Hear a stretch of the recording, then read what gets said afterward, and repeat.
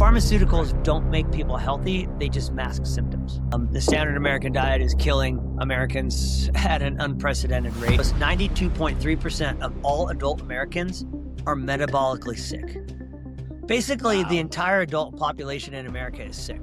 The longest fast was 384 days. You know, he didn't die, and he didn't eat for over a year, but I'm really hard to kill.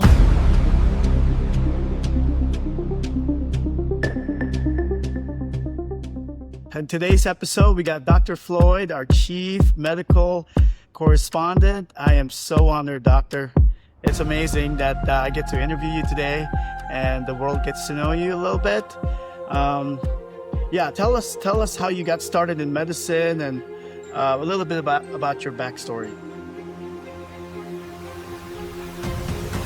Well, thanks, Michael, for having me here and including me in this Sierra Health podcast. This is awesome. I love it.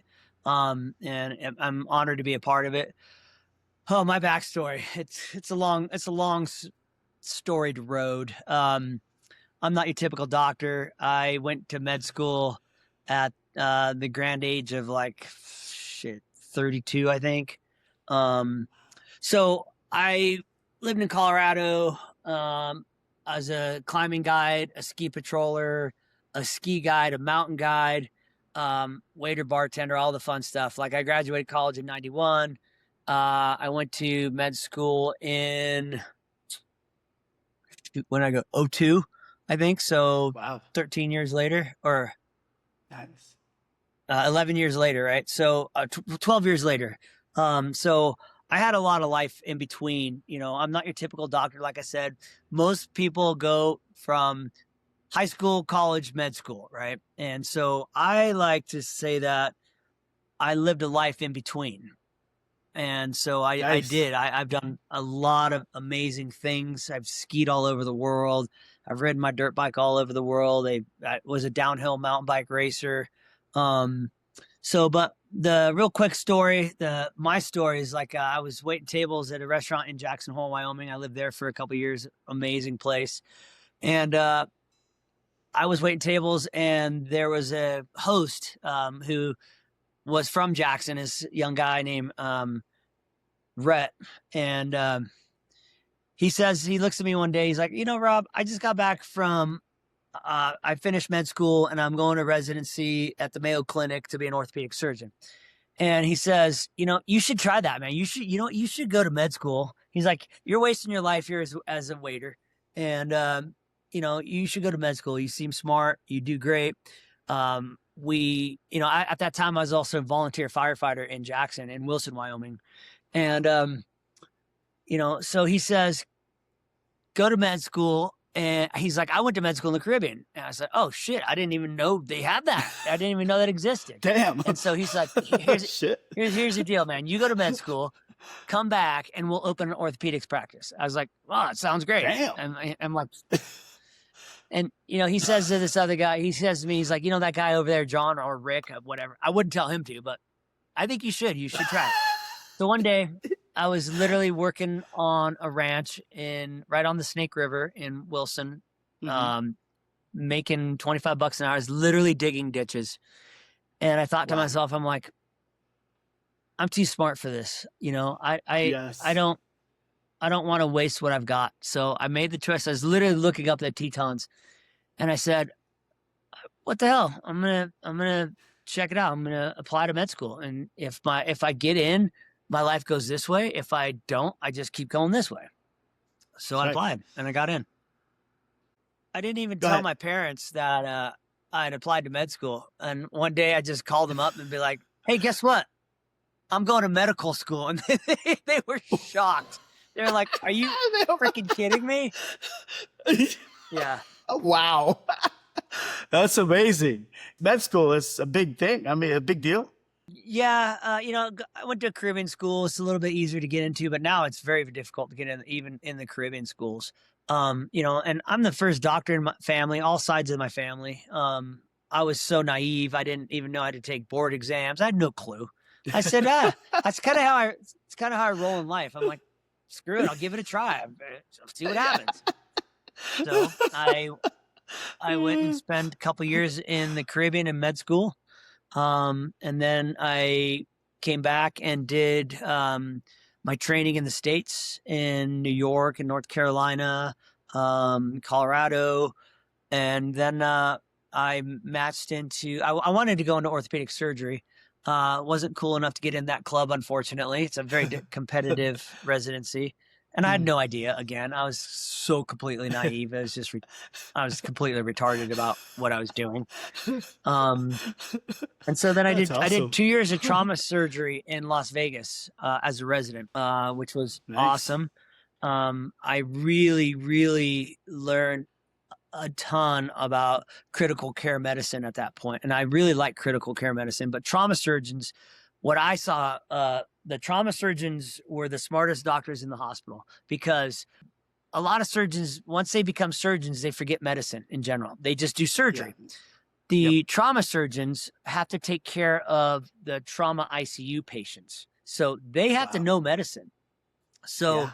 um, to me, a trauma surgeon is probably one of the smartest doctors in the hospital. And I learned from some amazing doctors in Las Vegas. I loved critical care.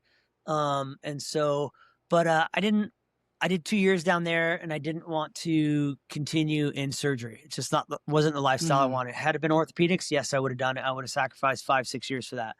I didn't want to do Wow. general surgery, trauma surgery. So I ended up going into UNR Reno, Nice. medical school residency for family medicine. And that was a great, amazing. I was so blessed to go into that program. Really great program. I learned a lot.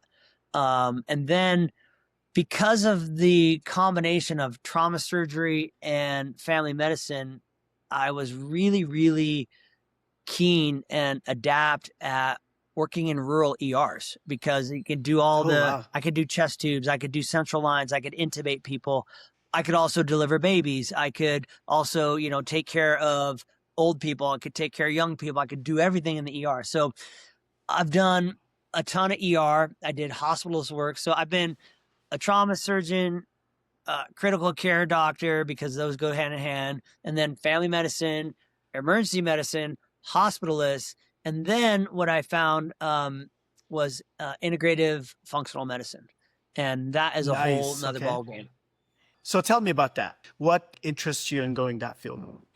I went to CU Boulder for undergrad, kind of a hippie school, crunchy Mm-hmm. granola place. I was a vegan for a week, and I was a vegetarian for, 6 years. I Mm-hmm. learned all sorts of cool stuff about Chinese medicine, herbal medicine, Mm-hmm. and it's just I learned that, like, you don't have to take antibiotics when you're sick. You can take oregano oil, you can take garlic and golden seal, Wow. and boost your immune system. You can do cold plunges, red light therapy, things like that. And so what I saw was that being eyeballs deep in Western medicine, I saw that sometimes it's not always the right choice. It's reactive medicine, and I don't Mm. remember how I came across the Institute for Functional Medicine, but I did, and I did it. I did Mm-hmm. like an intro course, and I was like, "Holy crikeys, this is what I need to do!" And the reason Nice. why is because it's root cause medicine. Okay, so Mm. what I've discovered in Western medicine, they say, diagnose and treat, diagnose and treat, diagnose and treat. What do we learn in Mm. medical school in Western medicine? We learned how to diagnose and treat. We Mm-hmm. diagnose you Mm. with a disease, and we treat you Mm-hmm. with a medicine, right? It's a Mm-hmm. pharmaceutical driven model. And I saw that, like, it's not really actually making people healthier. In fact, I think Yeah. oftentimes it's doing more harm than good. And I Yeah. truly, truly believe that the human body is genius. And if Yeah. you give it the right information, it will heal itself. Again, I will say that again. The human body is genius. All Yes. you got to do is get out of I its agree. way, give it the right information, and it will heal itself. And when I say the right information, I mean the 5 tenets of functional medicine is diet and nutrition, right? Uh, Mm-hmm. Quality sleep, That's right. movement, Yep. detox, stress Mm-hmm. reduction, and interpersonal communications, whether it's with Right. other people or relationships. Mm-hmm. That's what makes humans healthy. It's not Yes. me giving you a pharmaceutical medication. Pharmaceuticals Correct. don't make people healthy. They just mask symptoms. Got you. That's amazing. Because I totally agree with you. Because it's better to prevent it than repair it, right? 100%. Yeah. And, preventative medicine, unfortunately, there's no money in preventative medicine. There's money in reactive medicine, Mm-hmm. giving people pharmaceutical medications. Don't get me wrong. If I get hit by a car, please take me to the closest ER. Yeah, I love it. that's right. Yeah, yeah, We need yep. that. We But need that. Yep. one of the problems is that we have taken the acute care model of medicine, Mm-hmm. which means, like, let's say you have pneumonia. It's an Mm-hmm. acute problem. You take an antibiotic and your pneumonia goes away, Mm-hmm. right? We have taken that model, and not we, Western medicine and the pharmaceutical industrial complex has taken that model and applied it to chronic care. So basically now Mm-hmm. they're saying, oh, there's a pill for every ill, right? Oh, you have diabetes. Oh, don't change your lifestyle, just take these pills. Oh, you have high blood pressure. Don't change your lifestyle, just take these pills. Oh, you have gout. Don't change your lifestyle, just take these pills. It's all bullshit. It's total bullshit. Yes. Okay. Yeah. So in functional medicine, I like to call it root cause medicine. Like when I see a new patient, my patient intake is 90 minutes. And I talk about all the things that I just mentioned about, nutrition, detox, exercise, sleep, stress reduction, yada, yada, yada, you name it, because that's what makes people healthy. It's not taking pills. All of our our chronic diseases today, they're not because of a deficiency in a pharmaceutical medication. That's just not the case. It is a biochemistry imbalance, right? And functional medicine is root cause medicine. So if you come to me and you say, Doc, I have high blood pressure, I'm going to ask you, well, what do you eat? Do you meditate? Do you do breath work? Do you, how's your relationship with your wife? How's your work? What do you do for stress reduction? Things like that. And it's root cause. Let's get to the root cause of why you have these medical problems, instead of like, hey, you've got this medical problem. Here's a pill. Guess what? You don't have it anymore. Again, total bullshit. You still have it. You're just masking the symptoms now.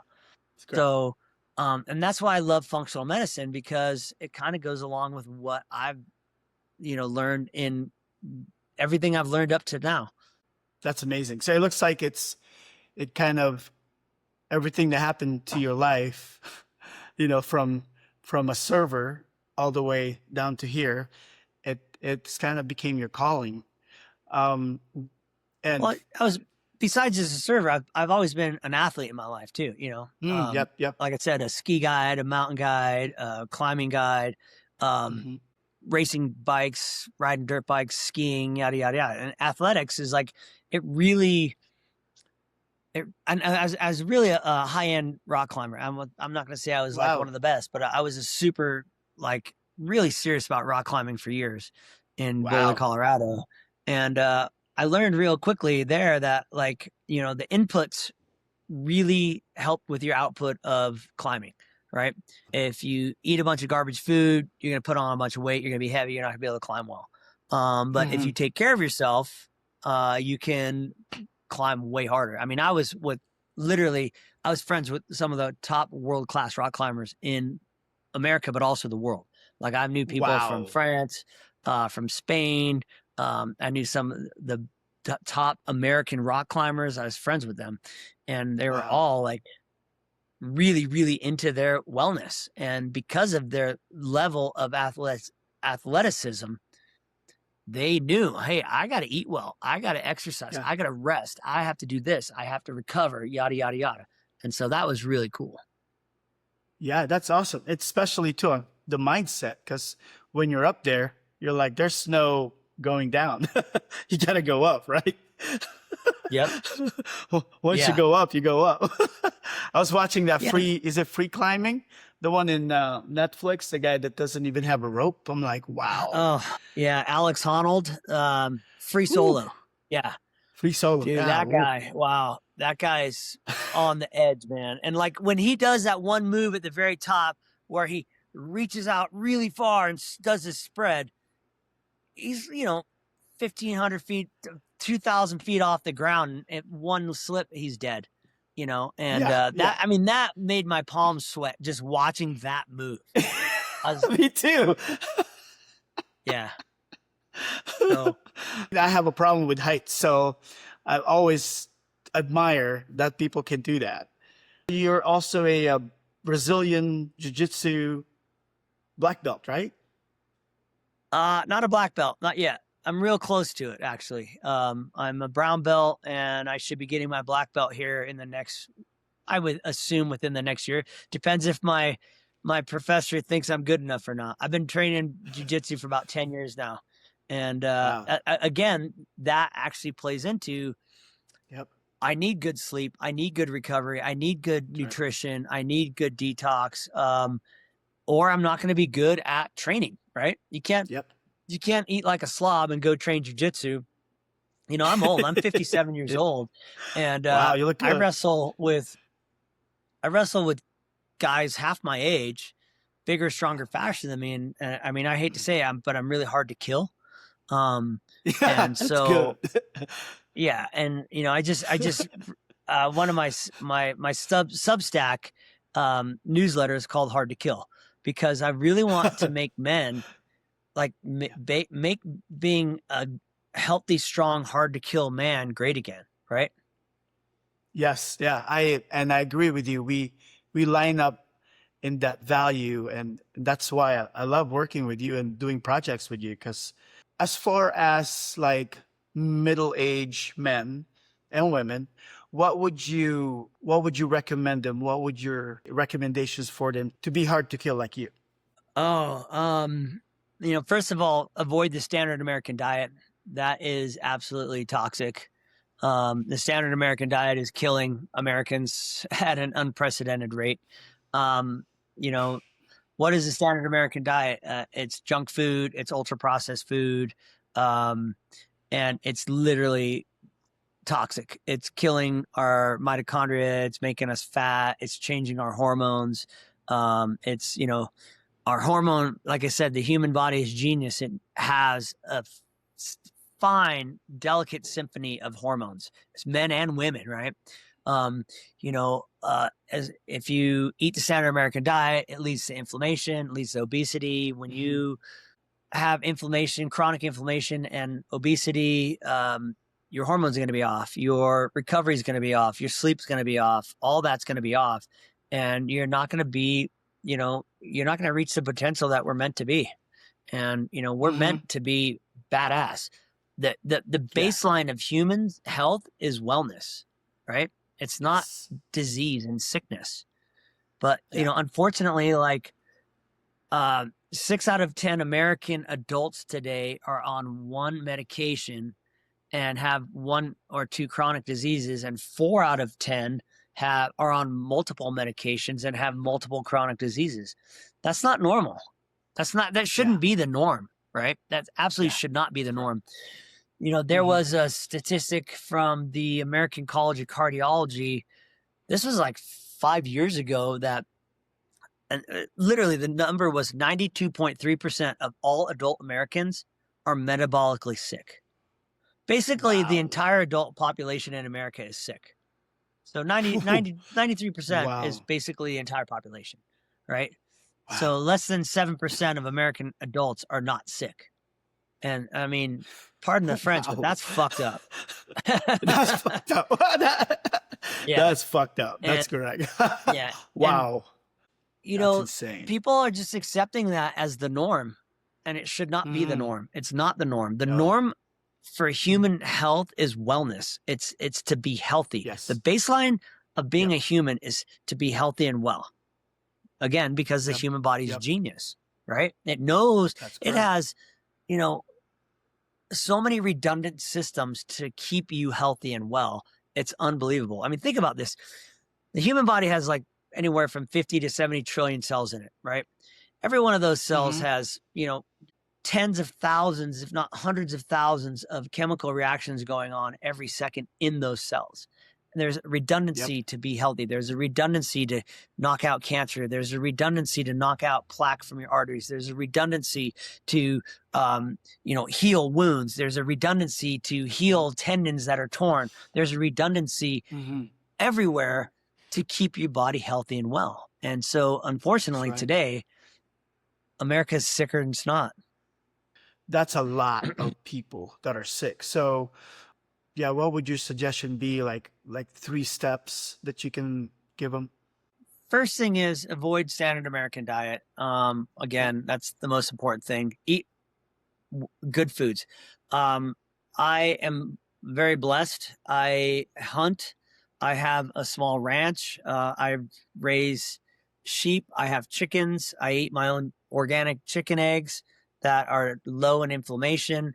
And not everybody can do that, but there's no free lunch. Okay. Everything that's worth achieving takes hard work, dedication, and sacrifice. And your wellness should be the most important thing worth achieving. Number one, right? Yeah. And real quick side note here is because I gave a podcast interview a couple years back about how healthier people actually make about $250,000 more in wealth over their lifespan, just from being healthier, just from not being sick, just from not being, on medication and having multiple diseases. So the first thing I would recommend is stop eating ultra processed foods, eat whole foods, eat, cut a lot of sugar out of your diet. And people are like, oh, what about alcohol? I'm like, alcohol in moderation is not going to kill you. It's not good for you. It's definitely a mitochondrial poison, but what's killing us more is inflammation and obesity caused from ultra processed food and high sugars. I get people I have an online health and wellness program. It's basically an elimination diet. I get people, I get them to go gluten-free, dairy-free, sugar-free, seed oil-free, and artificial sweetener-free for 12 weeks, right? And so just removing all those things will help you get healthier. And it's really, really difficult to remove all those things. So that's one thing. Avoid the standard American diet. The second thing is move. Exercise, right? And, you and I are both blessed. You work out all the time. You're ripped as hell, dude. I mean, Thank you are you. You buffed. too. Well, I'm not as buffed as you look you, good man, too. But, I think we're doing pretty good for a couple old guys, you're doing good. right? We're doing good. So movement is medicine. That's what I say a lot. Movement is medicine. Yep. Okay. And then, the third thing and this is a really easy hack.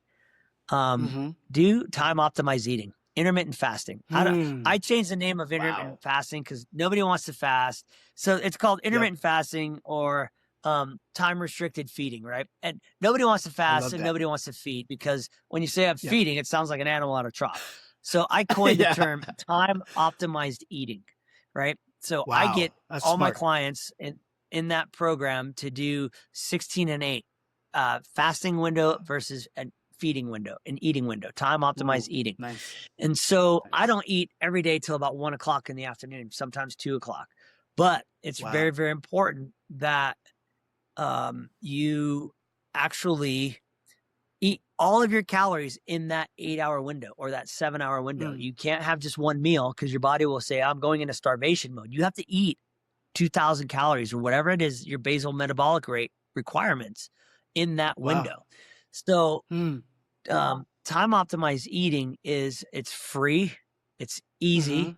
And once you get into it and use it, I find that I don't like to eat in the morning. It makes me feel sluggish. It makes me feel like I have that afternoon crash. And I it's really weird too. When I do eat in the morning, it's very rare that I do anymore. I find that I want to eat all day. It's weird. It kind of like flips a switch and says, feed me all day.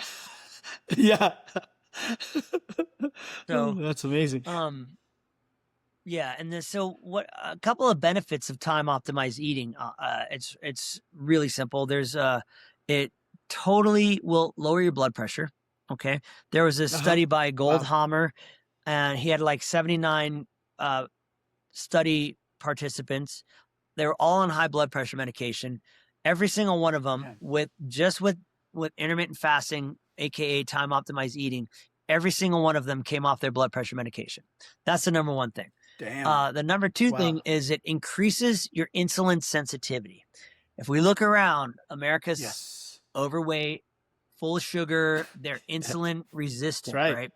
And diabetes is insulin resistance. And I think the term diabetes should be changed. It doesn't sound bad enough. I think they should change the name of diabetes to this shit's going to fuck you up. So, because it's really, really bad. That's right. That's right. It is it's a really bad disease. And so, it is. Fasting, intermittent time optimized eating actually makes you more insulin sensitive, right? So, and then a third thing that is really important for time optimized eating is a thing called autophagy. Autophagy means autophagy. If you break it down, it means self-eating, right? So when, like I said earlier, you have 70 trillion cells in your body. When they get old, imagine an old guy at 85 years old. He's not as productive. He's not creating much. He's slower. He's not efficient. He doesn't do things that well and that quickly. Same thing with your cells. As they get older, they're called senescent cells. They're getting older. They're dying. They're not efficient. When you do time optimized eating, you kick in autophagy. And that means your body kills, it literally eats those old cells, recycles the good stuff out of it, and gets rid of the bad junk, right? So you get more healthier cells. The same thing happens with mitophagy, mitochondria. Mitochondria are the powerhouses of the cells, right? They make ATP. Go back to 8th grade biology, a long, long time ago for a lot of us. The mitochondria are the powerhouses of the cells. And when you are doing time optimized eating, you have the same thing. You have mitophagy. Your body takes those old mitochondria and eats the old ones, recycles what's good in them, and makes more new and more efficient mitochondria, therefore giving you more energy, right? It's kind of counterintuitive to say, okay, well, wait, if I'm not going to eat, I'm going to have more energy. And it's totally true, 100% true. And it's because of mitophagy, and you're making more and more efficient mitochondria, therefore giving you more energy. So, wow, that's amazing. And I think, that's. I love the way you coined that, because now I people won't have to think like I'm fasting, because whenever they hear fasting, they just cringe, especially with Filipinos, because they like rice. So I'm like, you need to get rid of that rice, man.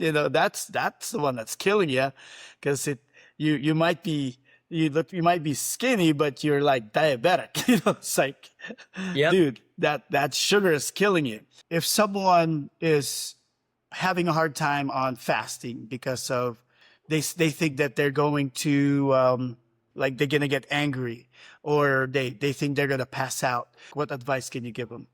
I would tell them that's total bullshit. I actually had this conversation with a friend of mine the other day. He's like, well, I get really angry when I don't eat. I have blood sugar drops. You know what? Your blood sugar doesn't drop enough to make you have negative side effects. Again, the body's genius, right? Your body knows how to make blood sugar by gluconeogenesis. It takes it takes sugar out of the liver and make gluconeogenesis, making new glucose. There's a thing called the Cori cycle. If you need to, you can break down your muscles and get sugar out of it. Your body is not going to let you go hypoglycemic. There's no way it happens. It only happens if you have an adrenal insufficiency, a hormone insufficiency. So the people who say I'm going to go hypoglycemic, I say get over it. Stop it. Yep. You'll get past that in a couple days. Don't be such a weenie. Okay. There are people who actually do have hypoglycemia but it's an endocrine insufficiency. It's an endocrine problem. We have enough glucose in our bodies to have sugar all day long. Even if you don't eat, you're not going to die. The longest fast was 384 days. It was a medically See? observed fast in a hospital. The guy lost like 400 pounds, like 380 pounds or Wow. something like that. And, Mm-hmm. he didn't die and he didn't eat for over a Yeah. year. Right. Yeah. So, that's, to me, that's an excuse of, getting hangry. Yes. It's a poor excuse. So just get over it Yes. and man up, basically, make Yep. yourself hard to kill. Yep. You don't need to be eating every day. You don't need Dunkin' Donuts every day. You don't need, a burrito every morning. And, you Yeah. don't need a snack in between breakfast and lunch and then Yeah. lunch and then a snack between Yeah. lunch and dinner. Stop eating. We're Yeah. not supposed Yeah. to be eating Yeah. all day long. So, That's correct. and I find that like people eventually get over it and they feel better not eating all day long. Yep. We're not supposed to be digesting correct. food all day long. It takes a lot of energy to digest food. It's one of the most energy Yeah. resourceful, energy dependent mechanisms we have in our body. It takes a lot of energy. So, Yeah. So what, thank you for that, Doc. Because I have friends that don't believe me. I'm like, you're not going to die. You are not going to die. They think they're going to pass out, So what happens in your body if you keep feeding? Because I see these bodybuilders, right? Because I used to compete. And they say like, I'm trying to mass gain. So I'm eating all the time, every 2 to 3 hours. And I tried it and I don't think it's healthy. But what happens to your body if you keep doing that? it's definitely not healthy. It's funny. I was just having a conversation with a guy today I work with, and he's huge. He's just stacked. He's buffed as heck. Big guy. And he's eating 5,000 calories a day. And I looked at him and said, dude, big dogs die young. Okay. Just keep that in Yeah. mind. Okay. And he's like, I know. That's right. And he's been a competition physique guy. He got super, super big and buffed and then cut all this weight. And I told him, I said, dude, you look like shit when you cut all that weight. You looked sick. He's like, yeah, I know. And like, I didn't feel good. And I'm like, dude, it's not good for your body. But so when you continuously eat, your hormones get out of whack. We have, again, the human body's genius. We have ghrelin and other hormones. Ghrelin is a hormone that says, gimme, gimme, gimme. It makes you want to eat. We have hormones that tell your body, hey, I'm full. I don't need to eat anymore. And that's actually one of what some of the GLP-1s today, they tell your body, they tell your stomach's full. Hey, you don't need to eat anymore. So when you eat too much, when you're eating all the time, that means you're also squirting insulin out all the time, right? Insulin is a growth factor. It can make you fat, Mhm. right? When you have That's a right. bunch of insulin coursing through your brain, through your blood all day long, your cells also then become insulin resistant. Insulin resistance correct, is yep. a terrible thing. It's the first step to Yep. diabetes, and you don't That's want correct. that. Again, like I said, Mm-mm. diabetes should be changed. The name, it doesn't sound bad enough. So, Yeah. fasting is absolutely imperative for Yep. everybody. There's some people who should not fast. People with eating disorders, pregnant women, women Mhm. lactating, women who are still having their periods, they should fast differently. Maybe not 16 hours every day. Maybe different times throughout their cycle, they fast a little less, a little more. But everybody fasting. Dale Bredesen is the guy who wrote The Ends of Alzheimer's. He's like, every fast minimum 12 hours a day, minimum, every day. And Yeah, I so agree. I agree. that's important. Again, eating all the time takes a lot of energy. Where can we find your Substack if people want to sign up for that? Any, where can they find you if they want you as a doctor? Tell us also the Degree Wellness if you want to. Yeah. Substack is Robert Floyd MD, hard to kill. Empowerment MD on Instagram, Facebook, Robert Floyd MD on TikTok. My wife and I are opening Degree Wellness, which is an awesome longevity and recovery studio with cold plunge, infrared sauna, red light therapy, IV drips, cryotherapy, oxygen, compressions, everything about recovery and longevity to help us live longer. My whole goal is health span.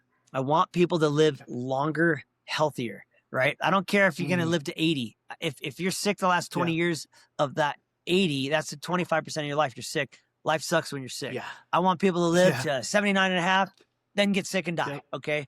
So it's all about Yeah. longevity, right? And so Yes. Degree Wellness we're opening that in Reno in the end of May. You can go to Degree Nice. Wellness South Reno, and that gets you onto the founding membership page. We're doing a members discount right now. If you sign up before we open, you get a 15% discount and you get all sorts of great stuff. So a Degree Wellness South Reno. Check that out. Nice. Awesome, Doc. Appreciate you so much. And I'm excited to do more of this. Pick your brain and have people learn from you. For sure, man. Thank you so much. Super fun. Love it. And thank you, Awesome. Michael, for doing the Sierra Health podcast. I think it's great. And, we're just here to help people level up, man. You and I are on the same page. We want to help make being healthy great again. That's right. I agree. 100%, Doc. 100%. All right. God bless you. And I'll see you soon, Doc. All right. Sounds great. Thanks, Michael. Thank you.